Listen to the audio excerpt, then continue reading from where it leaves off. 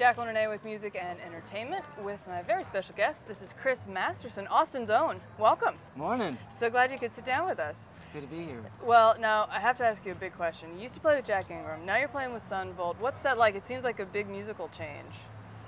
Yeah, I think it was on the horizon. I kind of even before Jay Farrar called me. I played with Jack for like 4 years, and we had a lot of good times, and we like writing together. So that I think you haven't necessarily seen the last of that collaboration. I enjoyed playing with him a lot, but at the same time, I was also ready for a change. And the more it was odd, the more success Jack saw, and he's doing exactly what he wants to be doing. So I couldn't be happier. But the more mainstream country that his shows went,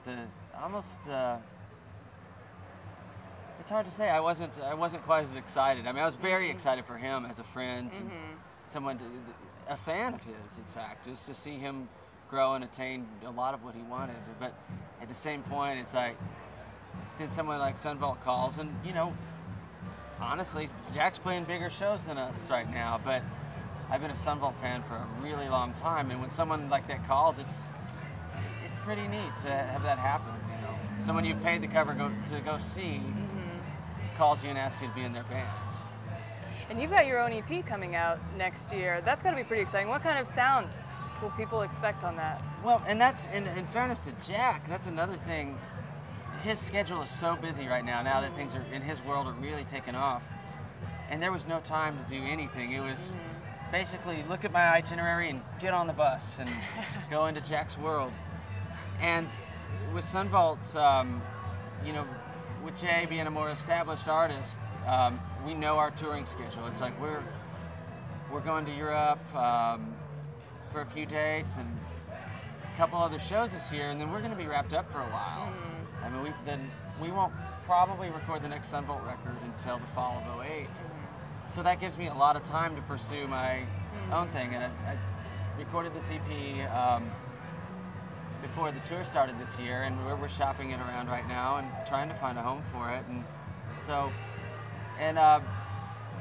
I'm producing a record on my girlfriend, Eleanor Whitmore, who's playing with Kelly Willis at the festival today.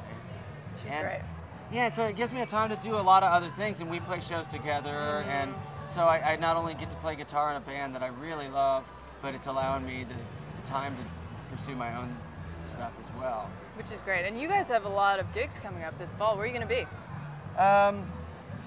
Honestly, it's wrapping up, and you say a lot of gigs. We did almost 11 weeks straight, so so this seems like it's calmed down. Yeah, this is like I'm just hanging out this weekend. Eleanor's playing with Kelly, but I think there's some festival on the East Coast next weekend, and some UK dates, and one date in Holland, and then a couple dates with the Black Crows, and we're done.